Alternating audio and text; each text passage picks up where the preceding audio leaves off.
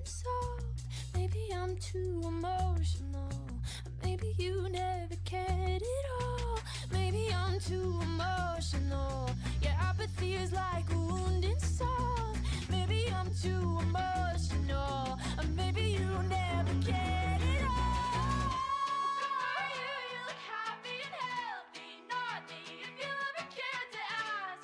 Good for you, you're doing great out there without me, baby. Like a damn sociopath. I've lost my mind. I've spent the night crying on the floor of my bedroom. But you're so unaffected, I really don't get it. But I guess good for you.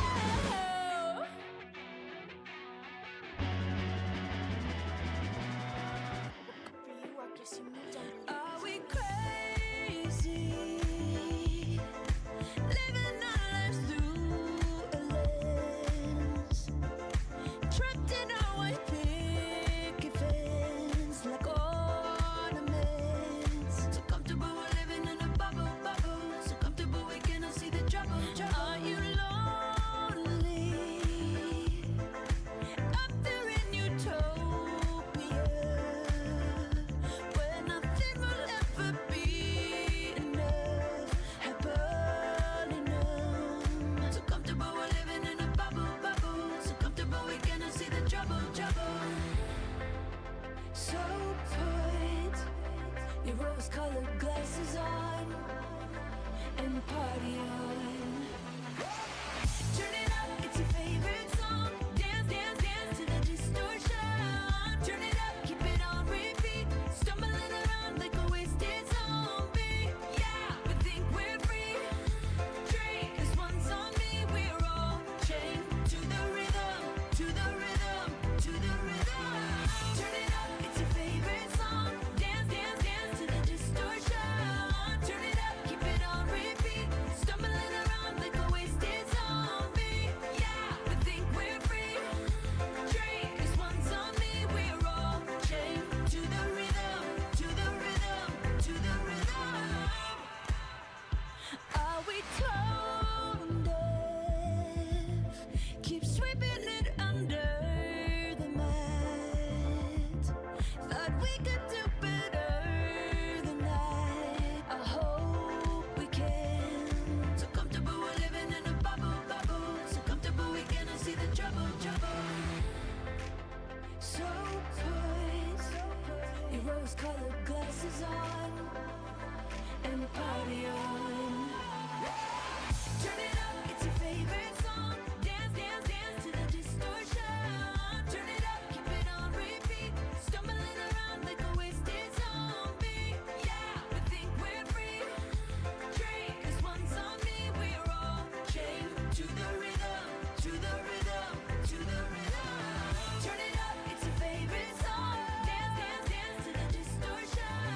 Turn it up, keep it on repeat. Stumbling around like a wasted zombie. Yeah, we think we're free. Drink, 'cause one's on me. We're all chained to the rhythm, to the rhythm, to the rhythm. It is my desire, break down the walls to connect, inspire. Up in your high place, liars. Time is ticking for the empire. The truth they feed is feeble, as so many times before. The greed of all the people. They stumbling and fumbling and we about to riot. They woke up the lions. Turn it up, it's your favorite song. Dance, dance, dance to the distortion. Turn it up, keep it on repeat. Stumbling around like a wasted zombie. Yeah, we think we're free. Drink, 'cause one's on me. We're all chained to the rhythm, to the rhythm, chained to the rhythm. On and on and on. It goes on and on. It goes on and on and on. It goes on.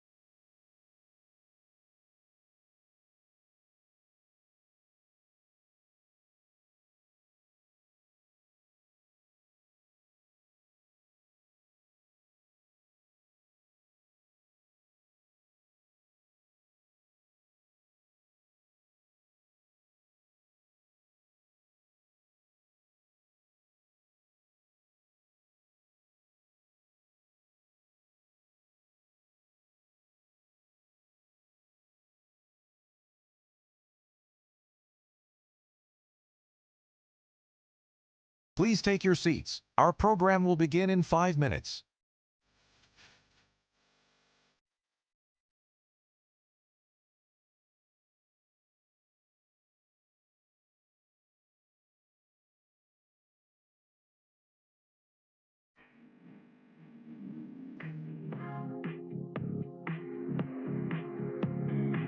I hear the rhythm of waves sitting on the shore, and I can swear they're speaking, speaking, speaking. They're telling me to relax, I'm not good at that, but now I know I need it, need it, need it. I said, ooh, now what you do? My tan lines tell the truth.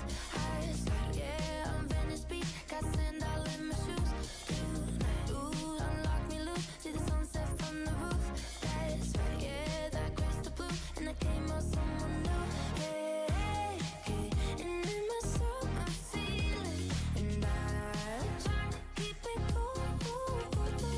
Way up here in my soul I'm feeling, and I found a piece of me that I never knew. You got my heart and I'm head over heels in love in California, dreaming, dreaming, dreaming, yeah. Touching the stars and then dragging them down to earth like California, feeling, feeling, feeling. Oh, now what you do? Your brown eyes tell the truth. Yeah, down on the beach, I'm staying out late for you. Oh, unlock your loose, see the sunset from the roof. Yeah, you got to me, and I came out someone new. Hey, yeah, and in my soul I'm feeling, and I'm trying to keep it cool. Way up here in my soul I'm feeling, and I found a piece of me that I never knew. I'm melting like ice cream. The stress is gone from me. Nowhere I'd rather be. Hey, yeah, and in my soul I'm feeling, and I'm trying to keep it cool. Way up here in my soul I'm feeling, and I found a piece of me that I never knew. Hey, yeah, and in my soul I'm feeling, and I'm trying to keep it cool. Way up here in my soul I'm feeling, and I found a piece of me that I never knew. Please take your seats and silence your electronics. Our program is about to begin. There's a haze on the horizon, babe. It's only been a couple of days. Please welcome to the stage your event MC, David Lamont Wilson. I'm walking on sunshine. Whoa, I'm walking on sunshine. Good morning, Prevention Field! Thank you for your patience. How are you guys doing? All right now, let me tell you, I have been the MC for this event for 22 years.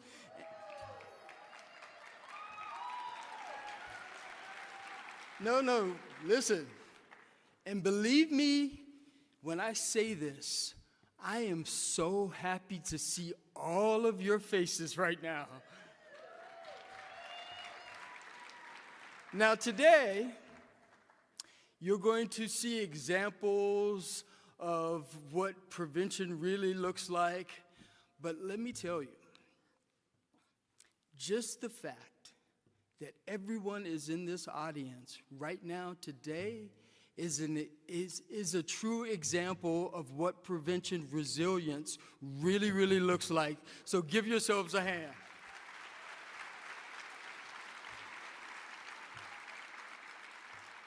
Now, as you guys know, we always try to bring very exceptional programming to you. Today's event is no exception. And I wanted to start by introducing my boss, Christopher Carroll. He serves as the Principal Deputy Assistant Secretary for Mental Health and Substance Use at SAMHSA. Now, in this capacity, Chris provides overall leadership of mental health and substance use disorders, treatment, prevention, recovery services, and all of our agency policies. But the thing that I want to most emphasize about Chris is that he has over 30 years of leadership, and it's because of that leadership and him being instrumental in making sure that this day happened and that prevention always has a voice. So without any further ado, my boss, Christopher Carroll.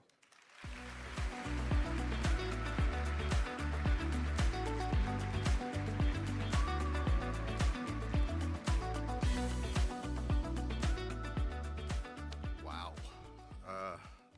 I am certainly not going to bring the same energy that David did, but I would like to point out that I am repping the great state of Arkansas. Where's my Arkansas? Woo pig, for those who know. Good morning, everyone. It's great to see you here today at SAMHSA's 22nd Annual Prevention Day. It's a great turnout, and thank you for showing up year after year, especially this year. I'm so honored to have so many champions of behavioral health with us. We are thrilled to have Secretary Kennedy join us here in a moment and look forward to his remarks on a major announcement. We also have a couple of other special guests that I would like to recognize. Both will give remarks shortly. Mrs. Catherine Burgum is here. Mrs. Burgum is the former First Lady of North Dakota and newly named co-sponsor of the White House Great American Recovery Initiative, signed by President Trump last week.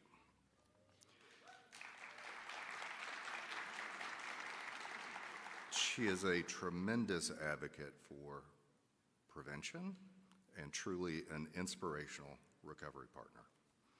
Also, here's Assistant Secretary Alex Adams from HHS's Administration for Children and Families, or ACF as you may know it. Assistant Secretary Adams has been a forward-thinking and collaborative partner on many initiatives with us, so I thank them both for coming. To our partners in the room, thank you to General Price. He is somewhere. Rob Morrison and our colleagues at CADCA and NAZADAT. We are grateful for your long-standing partnerships as well as your dedication in advancing prevention science.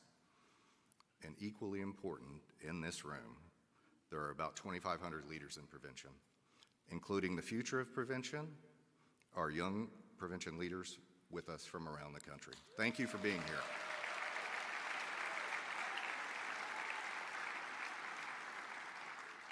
As we're gathered in this room, I'd like to thank you for your support and the work you do every day to prevent and combat substance misuse, abuse, and addiction.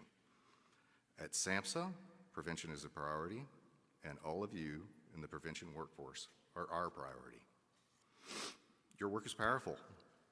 You have the ability to change lives, to save lives, to create healthier communities.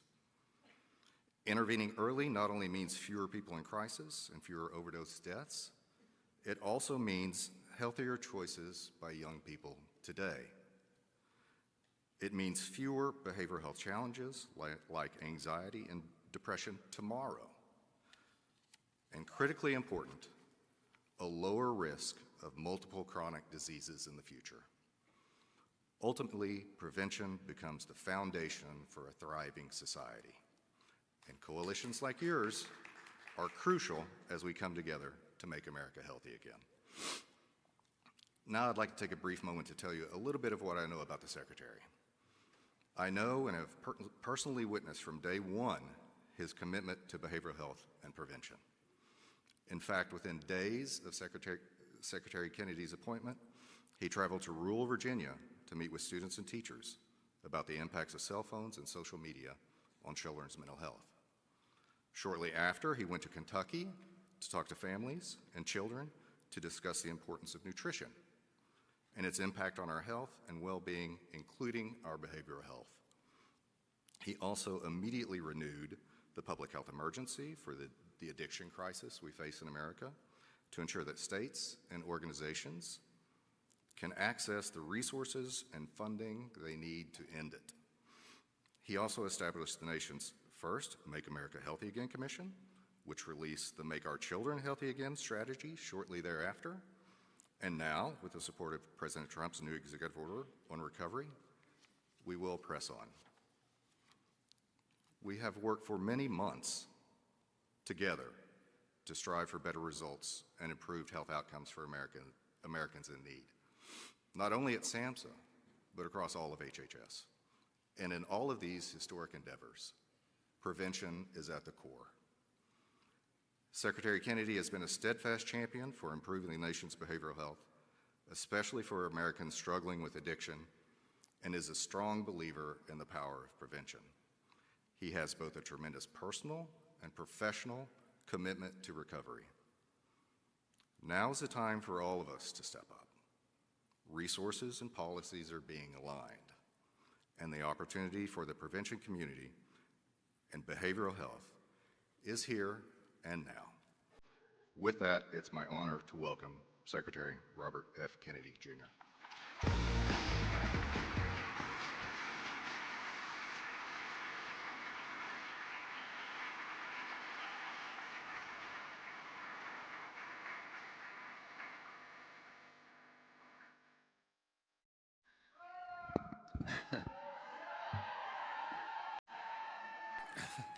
Thank you very much for that welcome. And thank you to SAMHSA Principal Deputy Assistant Secretary Christopher Carroll for your introduction, and Assistant Secretary for the Administration of Children Alex Adams for your work on HHS policies that promote recovery and keep families together. I also want to thank the leaders and advocates that are here today. You engage in the service of recovery every day, and none of this would work without you.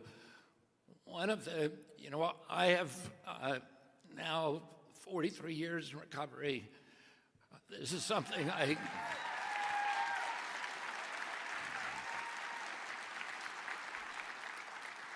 would say all of my recovery program provides the gravity around which the rest of my life circulates. It's something, I go to meetings every day of my life. I don't have time to go to meetings. I have a big job, and I just don't have time to do it, but I go anywhere. And I go because when I go, the rest of my life works.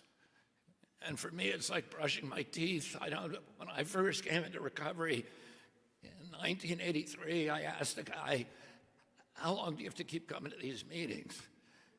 He said, just keep coming till you like it. And I've been coming for 43 years, and I still don't like it.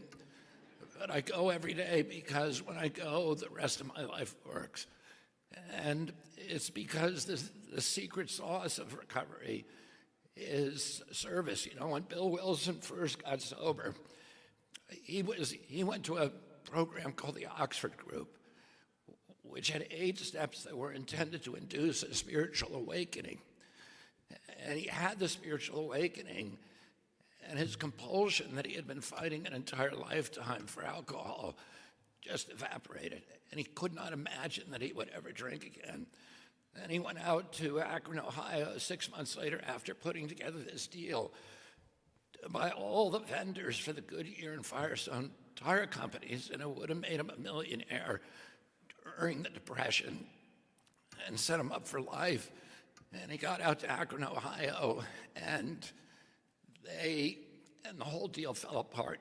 Somebody else had come in and stolen the deal from him, and he was left standing in the lobby of the Mayflower Hotel.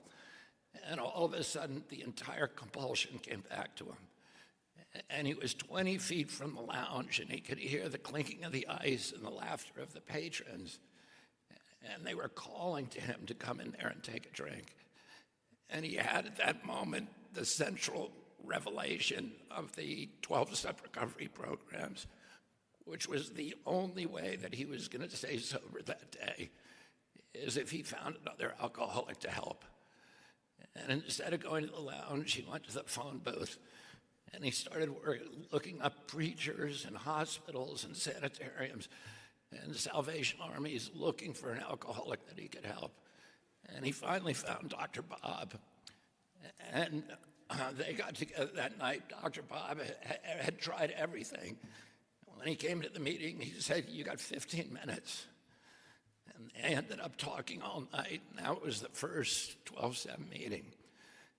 And the 12 steps that he designed after that are intended not only to induce a spiritual awakening, which gives you a daily reprieve from this compulsion, but also to do service every day. And that helps you get through the day. Oh, part of my recovery and everybody's recovery is to do service every day. And for you, that's part of your lives.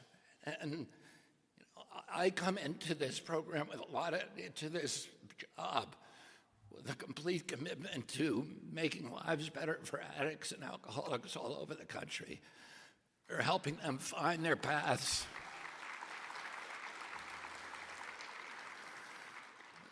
To find their paths from isolation to community, to learn how to have relationships, to learn how to be of service to others. Because that is the road to recovery. And I have a lot of ideas about how to do that, but I also have an open mind. And we want to, throughout the next 3 years, hear from as many of you as possible. If you have ideas about how to nationalize this system and help government actually do its job of being helpful and supporting people in individual recovery, rather than doing a lot of things that government doesn't do very well. I also want to thank Catherine Burgum, who you're about to hear from. She's my co-chair of the White House Great American Recovery Initiative, which was created by President Trump. Catherine is a long-term advocate for the recovery community. Catherine dedicated her time as First Lady of North Dakota to confronting addiction and destigmatizing it, to confronting it, recognizing it as a chronic disease, which it is. Her leadership, her lived experience, her wisdom of being in recovery for 17 years is helping drive this administration's success. Today is Prevention Day, and this day reminds us of the importance of people like you, people who act early before crisis turns into catastrophe, before the emergency room visit, before the arrest, before child welfare visits, before a child ever gets access to drugs or alcohol. That work matters now more than ever. Substance use disorders cost this country an estimated $93 billion a year in direct costs. When we account for crime, healthcare costs, from all the collateral illnesses that afflict addicts and alcoholics, and the broader social cost, drug abuse drains nearly $920 billion from our economy annually. The real cost manifests in broken families, lost potential, and communities pushed to the brink. This is a crisis that affects every American family. I myself spent 14 years, beginning in my early teens, as a heroin addict before I found my way into recovery. My little brother, David, two of my nieces, and many other family members are among the casualties in the national epidemic of addiction and overdose. So I'm very much aware of the dimensions of the disaster of this national crisis. The epidemic of addiction feeds a national malaise of loneliness, of despair, and it amplifies the problems of mental illness and homelessness. For decades, our government response system refused to acknowledge these realities. We built programs in silos. We funded fragments instead of pathways. We waited for people to ask for help after they had already lost their health, their jobs, their families, their lives. That approach has failed. At HHS, we are changing the course. We are grounding our new policies on the hard-learned lessons of experience and of gold standard science. We're using evidence and not ideology. And we're treating prevention as our first responsibility because stopping addiction before it starts is the most effective intervention.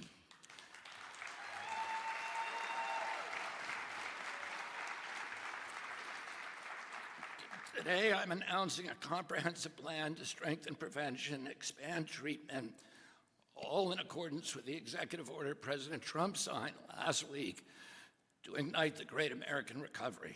First, we're confronting addiction and serious mental illness on our streets. Substance abuse drives homelessness. About 37% of homeless people say that they have taken drugs regularly over the past 6 months.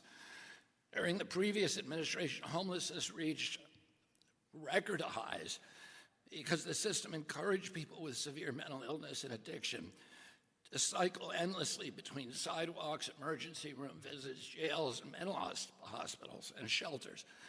No one took responsibility for the whole person. No one stayed long enough to help them recover, to help them reestablish their links and teach them the lessons of how to live in a community. That system is neither humane nor effective.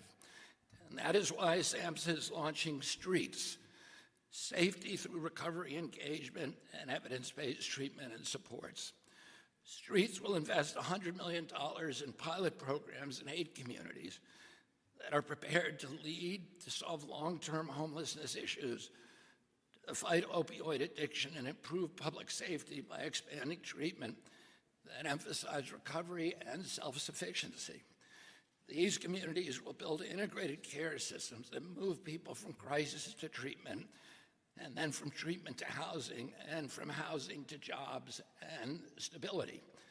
Streets will engage people continuously from first contact on the street through recovery, through employment, and through self-sufficiency.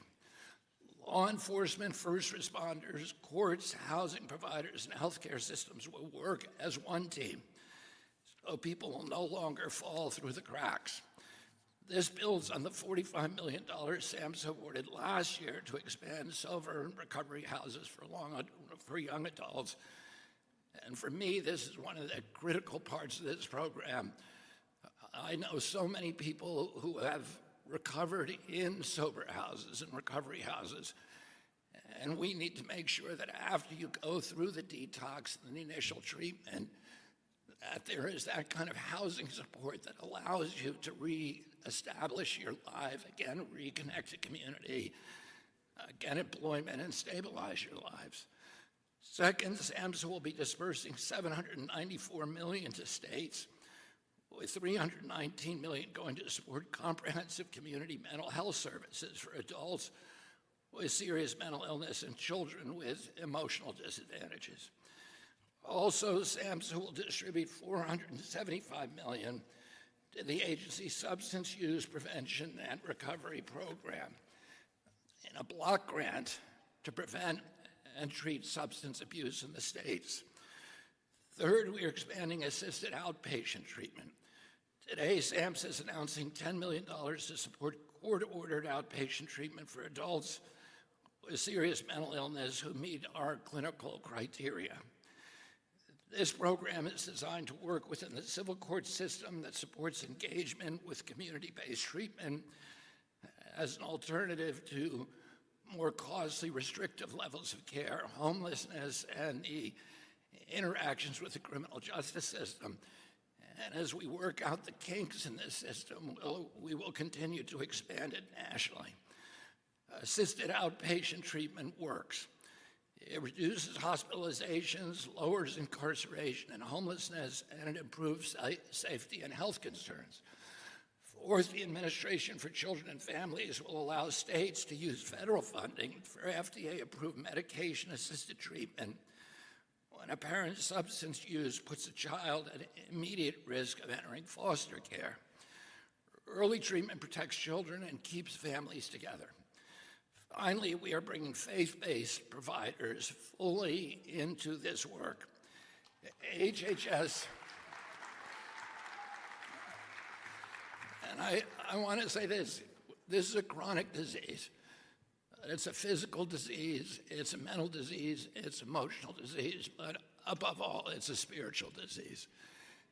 And we need to recognize that, and faith-based organizations play a critical role in, again, helping people reestablish their connections to community. Early treatment protects children. Finally, we are bringing HHS is opening funding opportunities as faith-based organizations that meet evidence-based standards, including through the state opioid response grants and mental health and substance use block grants. Faith-based recovery works, and we will support what works. The real work of prevention does not happen in Washington. It happens in communities, in your communities, and it happens because of your leadership. Let me be clear, prevention is practical, moral, and personal. In the months ahead, I will be visiting recovery houses, meeting prevention leaders in communities across the country and listening closely, and I hope to meet with many of you who are here today. Thank you for your dedication and your courage. On National Prevention Day, we honor your work. Every day, HHS stands with you to prevent suffering before it begins. Together, we will protect the vulnerable, restore dignity, and make America healthy again, spiritually, morally, and physically. Thank you very much.